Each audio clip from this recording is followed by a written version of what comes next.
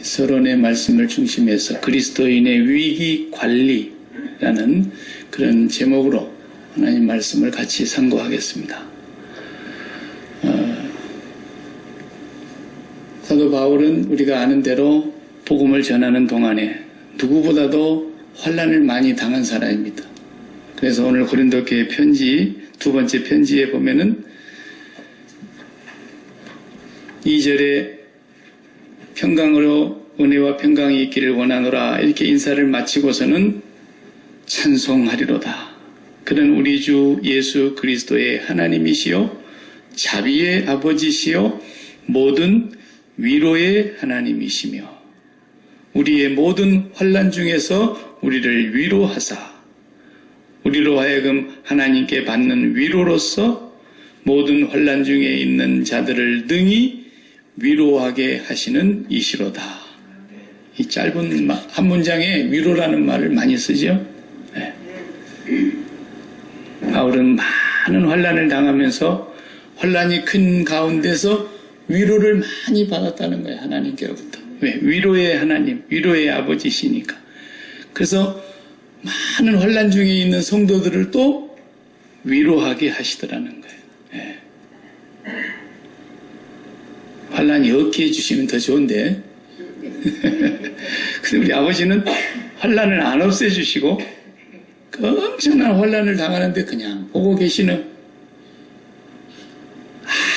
아무 반응이 없으시는 목석같이 하나님이 그냥 지켜만 보시고 그렇게 환난을 당하고 있는데도 하나님께서는 도대체 이 환난 중에서 어떻게 나를 살려주실라나 지켜주시는 건가 할 정도로 환난을 당하고 있는 것을 하나님은 내버려 두시는 것 같더라고요. 그러더니만 나중에 또 끝에 가보니까 하나님이 그 환난 가운데서 위로를 주시기 시작하는데 어마어마한 위로를 받고 나니까 이제는 환난 당한 사람들에게 이 위로를 내가 전할 수 있게 되었다. 예. 또 그 뒤에 가서도 여러분들도 많은 환난 당한 사람들을 또 위로할 수 있게 하나님이 해주실 거다. 이런 말씀도 계속 덧붙여서 하셨습니다. 예. 사람은 환난을 다 누구나 싫어합니다. 예. 믿음 좋다는 사람들도 환난이 막상 오면요, 그거 힘들어요. 예. 왜냐하면 바울 사도가 이 편지를 쓰고 있었을 당시의 환난은 오늘 우리가 당하는 환난하고는 차원이 달라요. 우리는 고작 환난이라 그래봐야 병원에 갔더니 몸이 더 좀 나빠졌다더라 이런 얘기 들었거나 아니면 좀 사업이 전에는 잘 되다가 조금 기울어져 가지고 수입이 좀 덜한다거나 아니면 자식들이 또 잘 나가다가 또 일이 좀 잘 꼬여가지고 직장에서 해고를 당했다거나 이런 정도는 환난이라 그래요. 요즘도. 그 사도 바울이나 그 시대의 사람들 앞에서 이런 걸 가지고 우리가 요즘 참 환난이 많습니다 그러면은 그 사람들이 뭐라 그랬어요? 예. 우리 어렸을 적에 쓰는 말 있죠? 모기다리의 워커다 그러지. 예. 웃기고 있다라는 거예요. 그러니까 환난이 아니에요. 사실 오늘 우리가 살고 있는 배불러서 하는 소리예요. 배불러서 하는 소리. 근데 우리는 그런 정도를 환난으로 범주에다 넣어놓고 얘기를 하고 있는 겁니다. 사도 바울이 그런 정도 환난을 갖고 얘기했다 그럴 것 같으면 우리나 별반 큰 차이가 없죠. 그때의 환난은요, 황제가 하나님의 아들이에요. 황제는 곧 신의 아들이라 그랬잖아요. 그래서 황제를 숭배했단 말이에요. 황제를 숭배. 그런 시대에 황제가 우리의 주가 아니고 예수 그리스도가 십자가에 못 박혀 죽으시고 사흘 만에 부활하신 예수 그리스도가 신의 아들 하나님의 독생자이며 그분만이 우리의 유일한 주이시다. 이렇게 얘기를 해야 되니까 잡혀 죽는 시대입니다. 예. 안 잡혀 죽는 사람들도 그 사회 속에서 왕따를 당하는 거예요. 예수 그리스도의 진리를 따라서 성령의 인도하심을 받아서 살아가려고 하니까 그 세상의 가치관과 충돌하기 때문에 그 가치관을 우리가 싸워서 변화시켜야 되는 것이 아니라 그 시대는 그들이 손해보고 만 거예요. 아예 그들과 섞지 않으려고 땅속으로 들어가서 굴 파고 300년 동안을 굴 속에서 살아버렸어요. 예. 그 사람들이 받는 박해는, 그 사람들이 당하는 환난은, 그 시련과 고난은 오늘 우리가 어떤 고난을 얘기해도 놀고 있네라는 말이 맞아요. 배 많이 불렀구나 이런 소리밖에 안 되는 거예요. 그러니까 얼마나 우리가 그동안에 복음의 중심에서 멀리 벗어지고 이탈했는가를 알 수가 있는 거예요. 이게 누구나 이런 환난은 인생의 위기라고 생각하고 피하려고 하고, 또 조금 괜찮다고 생각하는 사람들은 어떻게 해요? 내가 이 환난과 위기를 극복하고 이기리라 또 이렇게 얘기하죠. 그것도 기독교 정신은 아니에요. 그건 이제 적극적인 사고방식을 가르치고, 하나님이 없는 사람들이 뭘 믿습니까? 자신의 신념을 믿어야 되니까. 자신의 의지 속에서 나오는 신념과 확신을 가지고 이 시련을 나는 이길 수 있다. 그러는 거예요. 하나님이 없는 사람들이. 그것이 기독교 신앙하고 이렇게 비슷하게 생겨가지고 그게 신앙인 줄 알지만 신념입니다. 신념.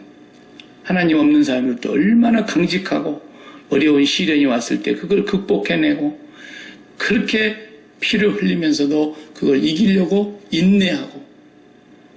뭐 예수님이 있어서 그렇게 되는 겁니까? 아니에요.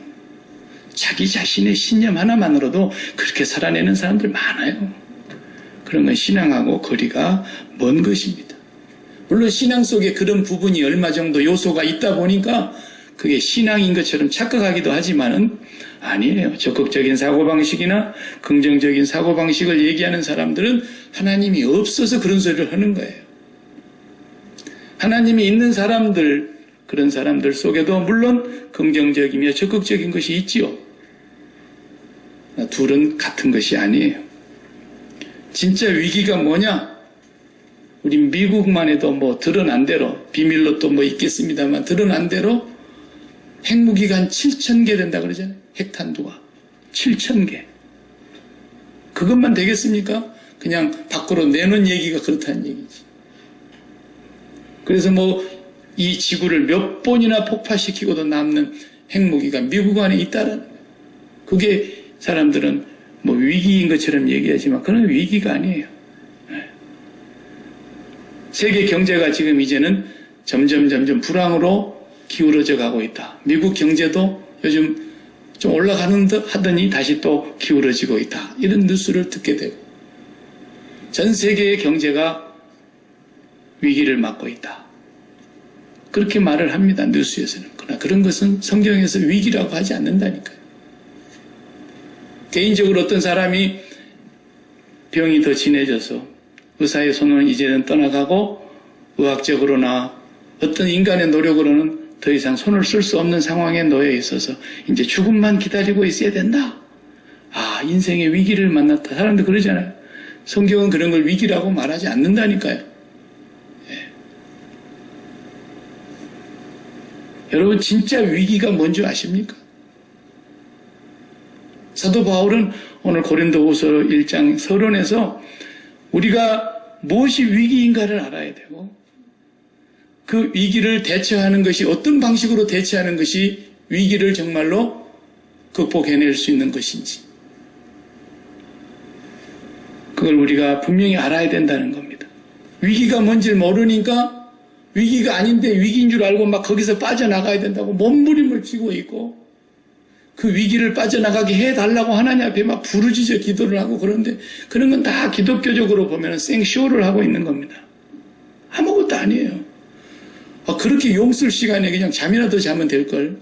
위기가 뭔지를 모르니까 이게 위기인 줄 알고 위기에서 빠져나가게 해달라고, 위기를 넘어서게 해달라고, 이 위기를 이기게 해달라고 이런 기도를 하고 있는 건데 다 헛소리하고 있는 거예요. 기도는 주기도문에는 옳은 기도가 없어요. 주기도문의 그 8단락으로 되어 있는 그 짤막한 기도의 의미, 그 주기도문에서 가르쳐 주시고자 하시는 예수님의 그 참 기도의 의미와 정신을 벗어난 내용은 기도가 아니라니까요. 그게 맞는 거예요. 얼마 후에 제가 다시 또 주기도문을 강의하려고 그래요.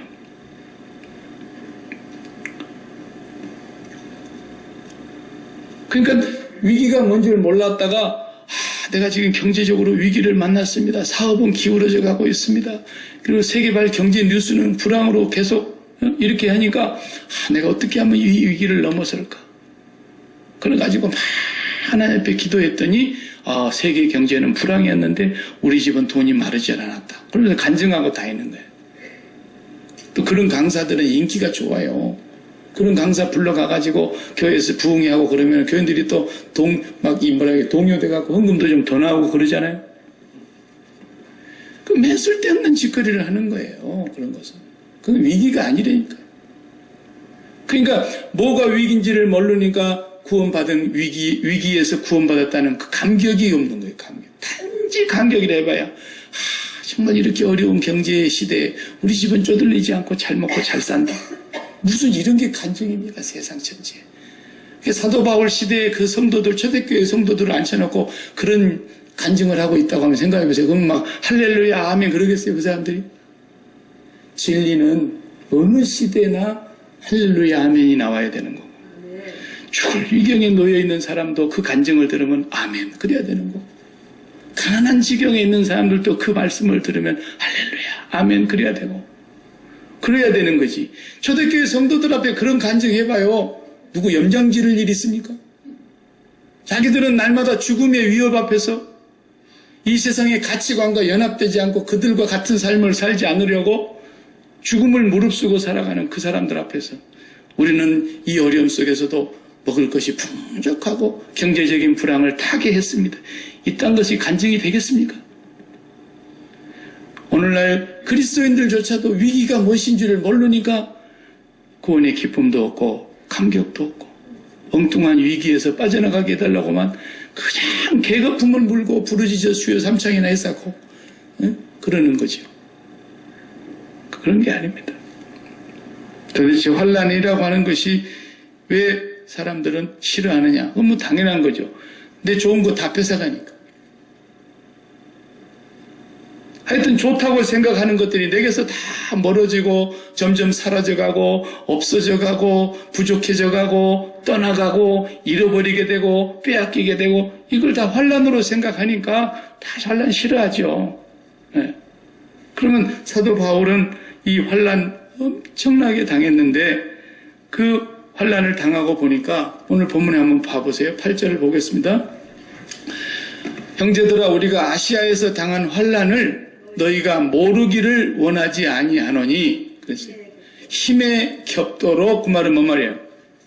감당할 힘이 없더라는 거예요. 자기들이 당한 환란은 힘에 겹도록 그 말은 나는 더 이상 사람으로서는 이 환란을 감당해낼 수 없도록 심한 고난을 당했다라는 거예요.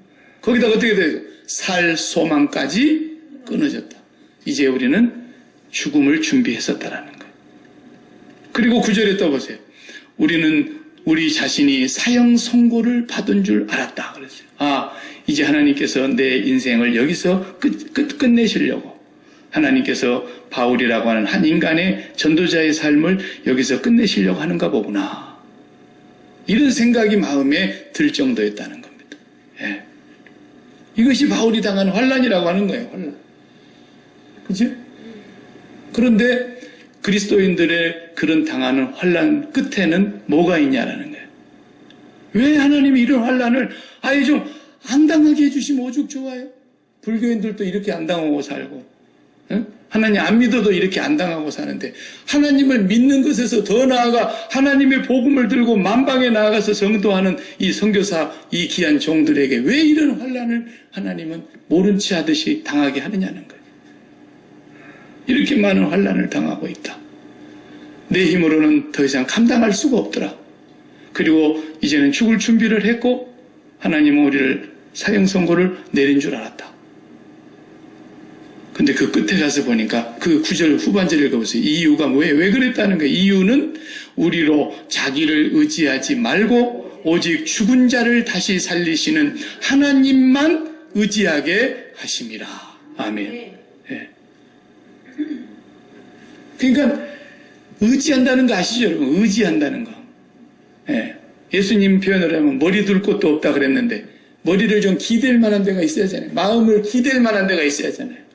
시집살이가 톡하면 그 어디 가서 그 말을 다 하겠어요. 예. 그래도 어쩌다가 한 5년의 시집살이 끝나고 친정에 어찌 한번 갔다 오라 그러면, 예? 옛날에 요즘처럼 그냥 지금 들라들 이렇게 다니지 말고 옛날에 그러면은 친정집에 가면은 그 독한 시집살이 하던 딸이 어디 가서 마음을 기대겠어요? 친정 엄마 밖에 더 있겠어요. 예. 친정 엄마 품에 가서 기대고 울고 울어도, 예? 뭐 그런 걸 의지한다 그러잖아요. 의지한다. 근데 사도 바울과 디모데와 그 일행은 그것조차도 없었다는 거예요. 어디다가 머리를 기댈 데가 없더라고요. 왜? 내 힘겨워서, 너무 힘겨워서 이것을 더 이상 감당할 수가 없더라고요. 여러분 살면서 그런 거 당해보셨어요? 그 정도로 머리 기댈 데가 없는, 그렇게 하나님은 어떻게 나를 이렇게까지 하실 수가 있는가? 사형 선고를 받은 줄 알았다는 거예요. 그런데 그 고난과 환난과 역경 끝에 가봤더니 그 이유가 뭐냐? 머리카락 실오라기 하나도 의지하지 못하게 만드시고 철저하게 죽은 자를 살리시는 하나님 한 분만 의지하고 살게 하는, 그분에게서 내려오는 그 위로가 진짜 위로고 그분만 의지하게 하시더라는 거예요. 하나님. 네?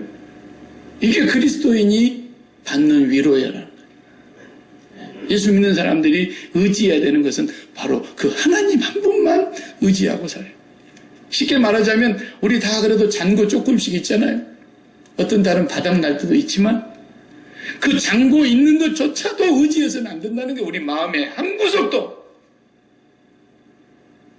아직까지 내 몸이 그래도 건강하고 내가 젊으니까 그것도 의지해서는 안 된다는 거예요. 우리 자식들 앞날이 창창하고 뭐 잘 되고 그런 거 마음에 두고 평안을 가지려고 그러지도 말아야 한다는 거예요. 정말 사도 바울에게서는 그런 의지할 수 있는 구석 단 한 구석도 없이 만들어요. 처음에는 바울도 디모데를 의지했습니다. 성경 읽어보시면 디모데가 와서 큰 힘과 위로를 받았다는 말을 직접 쓰고도 있어요. 디모데는 또 아버지 같고 스승 같고 그런 바울을 얼마나 의지했는지 몰라요. 바울 곁에는 브리스길라 아굴라 같은 훌륭한 부부도 있었고 늘 편지 쓰면 전달해주는 두기고 같은 전령도 있었고 에바브로디도 감옥에 있을 때 항상 자기 곁에 와서 수종 들어주는 에바브로디도 병 들었을 때 자기를 치료해주는 의사 누가도 있었고 많은 사람들이 있었어요. 그 사람들을 통해서 위로받은 건 사실이에요. 그런데 그 위로는 어느 순간이 되니까 아무 도움이 안 되는 순간까지 가더라는 거예요. 완전히 하나님이 발가벗겨버리는데 마치 구약의 사람을 우리가 하나 예를 들어본다면 욥이 그래도 사람인지라 뭐 자식 열이 잘 자라고 있고 재산이 그렇게 많고 동방에서 최고 갑부라는 소문도 이미 받았고 그 명예와 그 자존심은 대단한 분 아닙니까? 근데 이것을 하루아침에 싹 다 하나님이 걷어버리니까 어떻게 되는 거예요? 딱 태어날 때 벌거벗은 적신으로 왔다가 벌거벗은 적신으로 다시 빈손으로 가는 인생처럼 만들어버리더라고요. 그런데 실상은 그 전에 그러지 않았을 때는 하나님을 귀로 듣기만 했었는데 하나님 전능하실 때 하나님 무소부재하시고 뭐 하나님은 전지하시되 듣기만 했는데 내가 그 일을 다 당하고 그 환난의 끝에서 어떻게 해요? 내가 아버지를 눈으로 배움나이다. 눈으로 배움나이다. 그 눈으로 하나님 딱 한 분 뵙고 나니까 내가 이 고난을 왜 당해야 했던가는 물을 것도 없고 더 이상 다른 말이 필요 없더라는 거예요. 이것이 바로 그리스도인들이 당하는 환난의 진짜 의미인 것입니다. 그럼 우리가 뭐가 위기냐?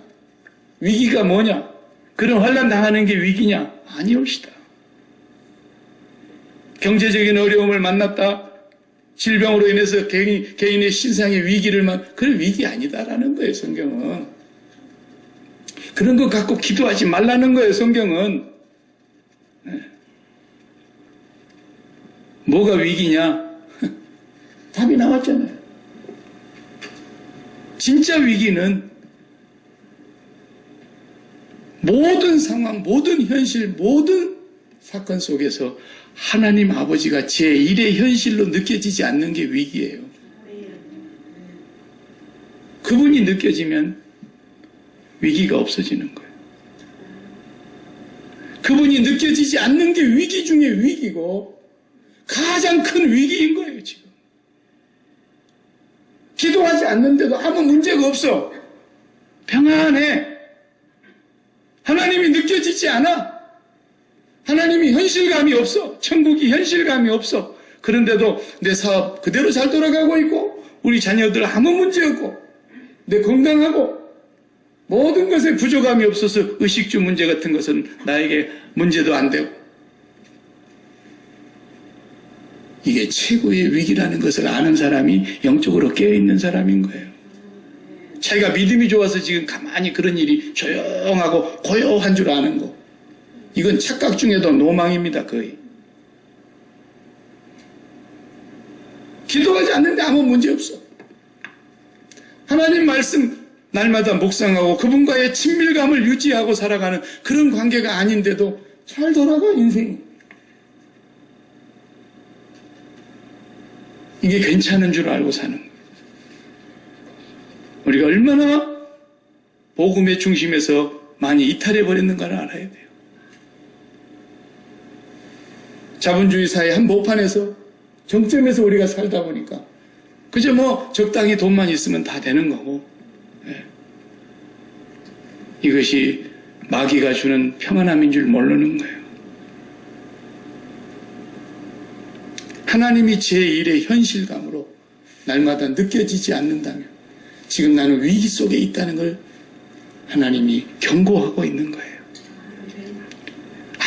아무 문제가 없다. 웃기지 마세요. 성경에 하나님의 사람들 가운데 아무 문제 없었던 사람 한 명만 찾아오고 나면 내가 더 이상 이런 얘기 안 할게요. 성경에는 아브라함으로부터 시작해서 소위 요즘에 말하는 위기 많이 당했어요. 아브라함이 얼마나 위기를 많이 당했습니까? 아시잖아요. 아브라함을 뭐 한두 번 들었습니까? 아내를 빼앗길 위기, 신변의 위협을 받는 위기, 그 사막 같은 곳에서 척박한 곳에서 비가 많이 내리지도 않는 곳에서 샘물 하나가 생명과 같은 맞바꿀 만한 것들인데 샘물 메어버리고 구멍 메어버리고 선물 빼앗아버리고 이런 위기를 한두 번 만납니까? 그런데 이것은 우리가 볼 때 세상 사람들의 눈으로 볼 때는 위기죠. 그러나 성경은 그런 걸 위기라고 말하지는 않잖아요. 아브라함은 그런 속에서 그런 환난과 그런 역경 속에서 그런 시련 속에서도 하나님이 제1의 현실이었다는 걸 항상 의식하고 산 거예요. 그러니까 누가 그를 손댑니까? 감히. 부인을 그냥 데리고 가라고 줘도 손을 못 대요. 네. 그는 부인에 대해서 산 사람이 아니라 부인에 대하여 죽고 하나님께 대하여 산 사람입니다. 그 하나님을 내 제1의 현실로 느끼는 것, 이것이 우리의 최고의 신앙의 가장 깊은 영성인데 그것이 현실감으로 느껴지지 않는 삶을 살면서 안전하다 평안하다 할 때에 곧 해산할 여인에게 해산의 고통이 당하는 것처럼 위기라는 거예요.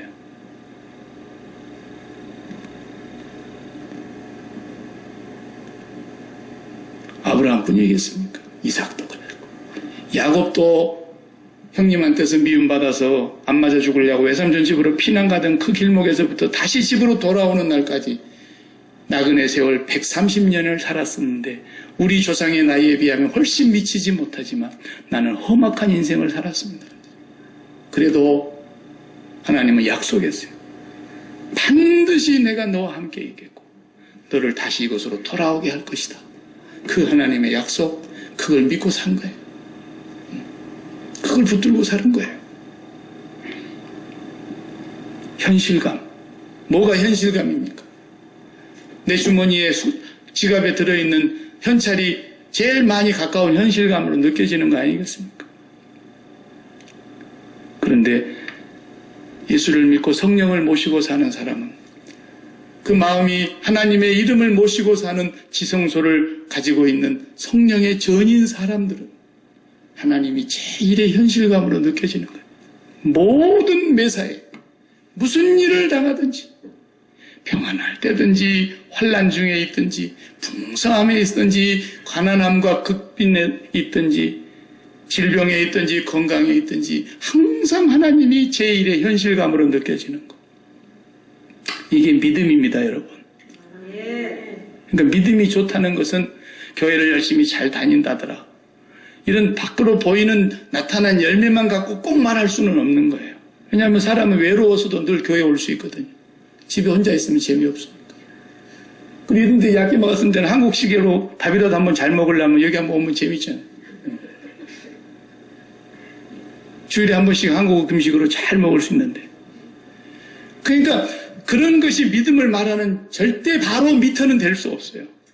우리 스스로 우리가 진단해 보아야 되는 거예요. 내가 하나님이 제1의 현실감으로 느껴지느냐라는 거예요. 그 현실감은 언제나 제가 설명했어요. 사실 속에서 오는 거라서 사실.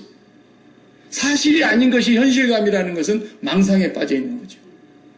사실이어야 해요. 미국이 있는 것이 사실인 것처럼. 또 미국에 살고 있으니까 우리가 미국을 가장 현실감으로 느끼는 것처럼.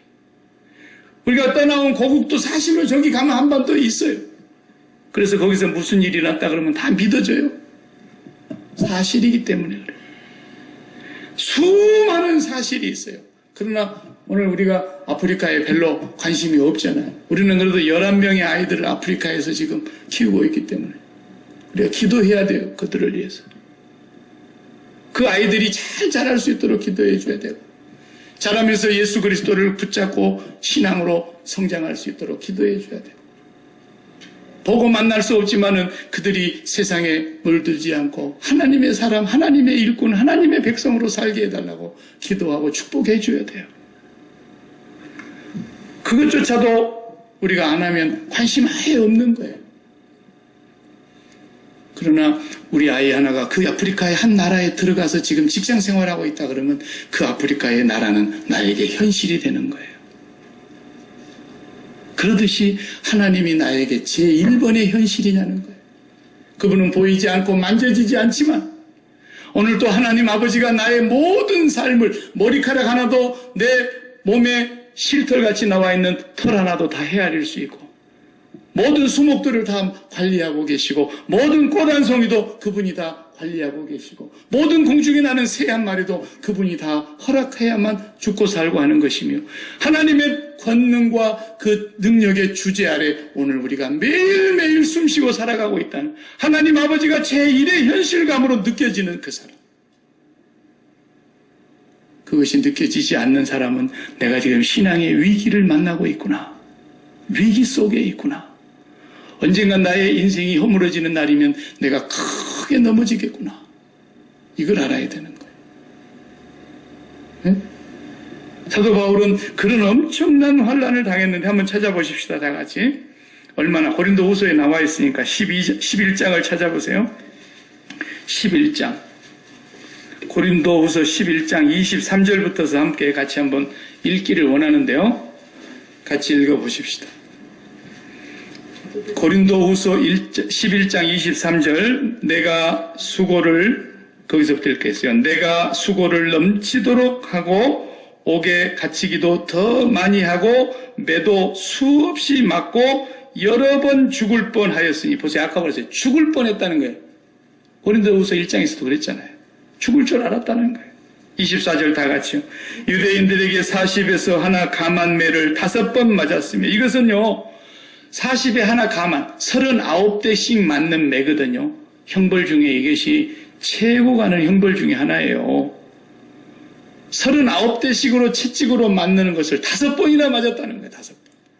여러분, 이거 한 번 맞고 나면은 몇 년 가야 몸이 회복이 된답니다.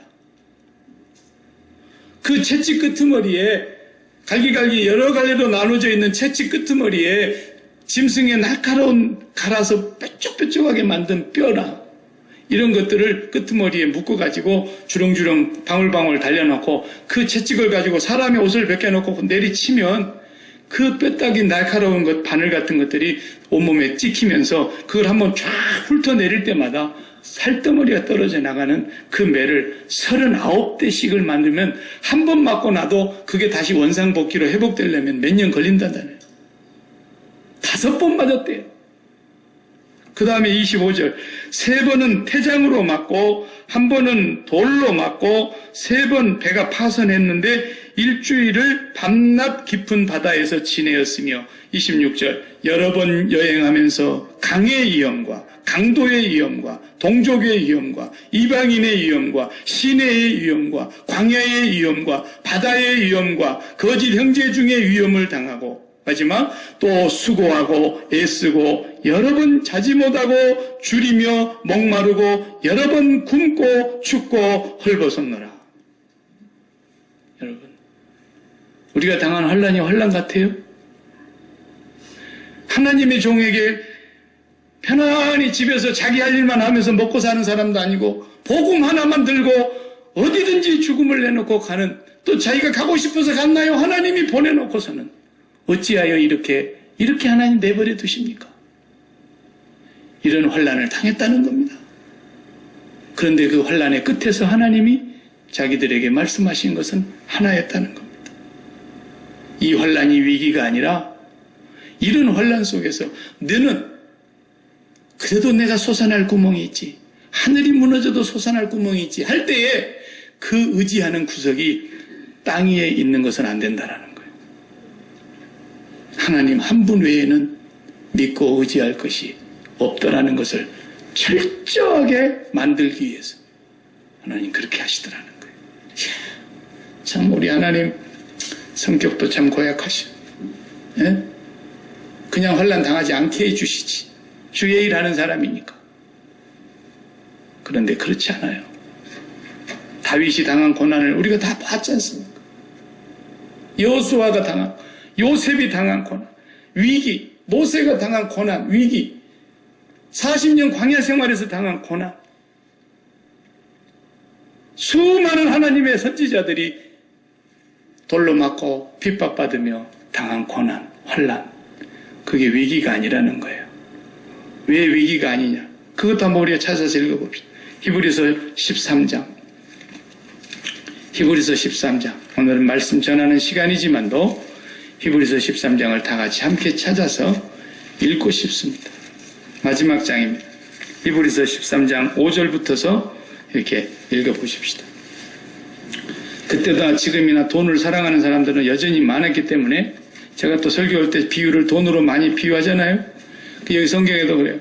돈을 사랑하지 말고 있는 바를 족한 줄로 알라. 그가 친히 말씀하시기를 내가 결코 너희를 버리지 아니하고 너희를 떠나지 아니하리라 하셨느니라. 그래서 사람들은 자본주의 한복판이 미국에서 살면서 돈을 의지하지 않을 수가 없어요. 예? 타임 이스 머니라고 말하는 나라 아닙니까? 시간제로 돈을 주는 나라 아닙니까? 그렇기 때문에 돈이 얼마나 우리 사회에서 절대 필수 불가결한 요소이라는 걸 우리가 모르는 바가 아닙니다. 그렇다고 해서 우리가 돈이 없어진다고 해서 못 살 일은 아니다는 겁니다. 하나님 오늘 말씀하시기를 돈을 너무 사랑하지 마라. 지금 있는 바를 그저 족한 줄로 알고 감사해라. 그가 친히 말씀하시기를 뭐라 그랬어요? 내가 결코 너희를 버리지 아니하고 너희를 떠나지 아니하리라. 하나님 약속하셨어요. 그랬더니 6절에 성도들이 뭐라고 화답했어요? 우리가 담대히 말하되 주는 나를 돕는 이시니 내가 무서워하지 아니하겠노라. 사람이 내게 어찌하리요? 예. 주는 나를 돕는 자이시니 하나님만 내 편이시면 돼버린다는 거예요.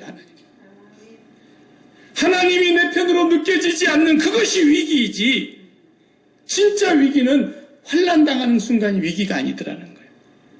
그걸 바울에게 가르쳐 주셨고, 바울이 그 환난을 다 졸업한 후에, 그 환난을 졸업한 후에 하나님이 나에게 주시는 그 위로, 그래서 바울이 담대하게 로마에서 성도들에게, 로마에 있는 성도들에게 편지할 때 천사들이나 현재일이나 장래이나 능력이나 높음이나 기품이나 어떤 권세자들이라도 우리를 사랑하시고 우리를 구원하신 그 하나님의 사랑에서 끊을 수 없으리라. 그런 확신을 갖고서 이제 담대하게 살아가게 되는 하나님의 위로가 있더라는 거예요. 그 위로를 우리도 갖게 하시려고 이 편지를 씁니다라는 거예요. 여러분도 그 환난 가운데서 이 하나님의 위로를 받을 줄로 믿습니다. 여러분이 그 환난을 받으면 그 환난 속에서 위로를 받을 것이고 그 위로 가운데서 또다시 다른 사람들 환난 중에 있을 때 위로하게 하실 줄로 믿습니다. 이 편지에서 그러고 있잖아요. 저와 여러분이 당하는 세상 말로 하는 그 위기는 결코 위기가 아닙니다. 하나님이 나에게 제1의 현실감으로 매일매일 느껴지냐는 거예요. 느껴지냐는 거예요. 그거 느껴지지 않는 사람은 지금 당신의 신앙생활은 위기 속에 계속 놓여 있습니다. 라는 거예요. 그래서 기도해야 합니다. 세상 사람들이 말하는 그런 위기는 우리가 왜 위기가 아니냐? 십자가에서 죽어버렸기 때문에. 재정적인 위기에 대해서 죽어버리는 거예요. 내일 일은 난 몰라요. 질병의 위기, 그거 위기라고 사람들이 말하고 그거 이름은 뭐 굉장을 다 잃어버린 것처럼 말하는 그 세상 사람들은 그걸 제일 큰 위기라고 말하지만 언제 우리가 그런 거 위기라고 알았어요. 건강을 돌보지도 않고 자식 먹여 살리려고 허리띠 졸라매고 죽도록 우리 부모님들이 일만 했지. 이제 자식들 허리 좀 다 키워놓고 허리 펼 많으면 돌아가셨잖아요. 다. 근데 요즘은 그렇지 않아요. 예. 워낙 장수하니까. 예. 막판에 우리는 건강하게 살아야 되죠. 그래서 건강을 잃지 않기 위해서 열심히 관리하고 운동도 하고 그렇습니다. 그러나 그래도 언젠가는 그 건강이 무너지는 날이 오고 언젠가는 우리가 죽음을 맞이할 것입니다. 근데 그 죽음이 다가온다고 해서 그게 우리한테 위기가 될 수 있습니까? 학교를 입학했으면 졸업할 날이 영광스러운 날인 줄 알아야지. 우리가 이 땅에 입학해서 산지 이만큼 살아서 졸업할 날이 왔으면 할렐루야 하고 하나님 앞에 가는 날인데 암이 선고됐다고 해서 위기입니까? 그 암이 우리를 어느 날 죽인다 할지라도 죽으면 졸업하는 날이 될 것이고 하나님이 살리시면 뜻이 있어서 할 일이 남아서 살려주시는 것일 뿐이지. 예수 믿는 사람에게서 최고의 영광은 우리가 마지막에 주님 앞에 서는 것인데 아직도 하나님 우리가 할 일이 있고 남은 일이 있어서 그냥 여기 살고 있고 아직도 숨쉬고 있는 것뿐이지. 우리가 지금 암 안 걸렸다고 위기가 아닌 것이고 암 걸리면 위기인 것입니까? 성경은 한 구석에도 그런 의미로 말하는 곳이 없지 않습니까?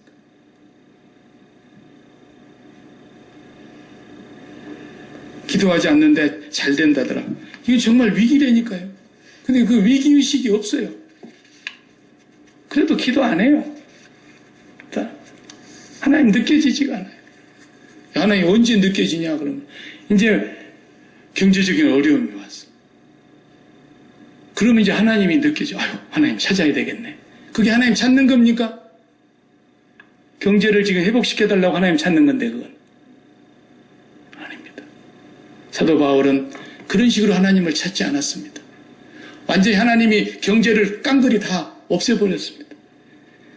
굶고 춥고 헐벗은 순간까지 가고 궁핍에 처하는 순간까지 갔습니다. 그럼에도 불구하고 내게 능력 주시는 자 안에서 내가 모든 것을 다 할 수 있게 하시더라는 겁니다. 그게 진짜 하나님의 위로였다라는 것을 말합니다. 뭘 갖고 위로받고 살려고 그럽니까? 무엇이 여러분들의 인생의 위기를 가져다 주는 것 같습니까? 우리가 생각하는 그 위기가 진짜 위기라고 보십니까? 아닙니다. 사랑하는 성도 여러분, 마지막으로 성경 한 구절만 더 읽고 끝내겠습니다. 시편 124편, 지난주에 우리가 봤던 지난주에 시편 124편을 지난 토요일 날 봤습니다. 어제 봤죠? 어제. 네. 말씀을 준비하다가 시편 124편을 1절, 2절, 3절, 4절, 5절 이렇게 읽고 정리해 보겠습니다. 이스라엘은 이제 말하기를 여호와께서 우리 편에 계시지 아니하셨더라면 우리가 어떻게 하였으랴? 어떻게 됐겠냐 그 말이에요. 사람들이 우리를 치러 일어날 때에 여호와께서 우리 편에 계시지 아니하셨더라면 그때에 그들의 노여움이 우리에게 맹렬하여 우리를 산채로 삼켰을 것이며 그때 물이 우리를 휩쓸며 시내가 우리 영혼을 삼켰을 것이며 그때에 넘치는 물이 우리 영혼을 삼켰을 것이라. 예. 우리를 산채로 삼켜버릴 만한 문제였고 우리의 영혼을 삼키고 휩쓸어 갈 만한 큰 문제가 있었는데 그때에 여호와께서 우리 편에 계시지 아니하였다면 어떻게 될 뻔했냐라는 거예요. 여호와께서 내 편에 계시지 아니하는 이것이 제일 큰 위기라는 것입니다. 그러니까 이스라엘 백성들은 성전을 갖고 있었어도 하나님을 떠나버린 그들에게 성전 예배당만 있으면 하나님이 함께 하신 줄 알았지만 전혀 그들의 마음속에 하나님을 의식하지 않고 살고 있으니까 북이스라엘은 아수르가 멸망시켜버리고 남유다는 바벨론이 멸망시켜버리고 그렇게 하나님이 멸망시켜버리는 거예요. 여러분, 우리는 철저하게 우리 신앙을 점검해 봐야 됩니다. 나의 신앙이 안전한 속에 있는지 위기 속에 있는지 그 기준점은 내 지금 물리적인 이 환경이 편안하느냐 아니면 고통스럽냐 그것이 아니고 내 삶에 하나님이 날마다 눈에 보이는 것 같고 귀에 들리는 것 같고 손에 잡히는 것처럼 현실감으로 느껴지느냐 느껴지지 않느냐 이것이 우리 위기관리의 가장 핵심이 된다는 사실을 기억하시기 바랍니다.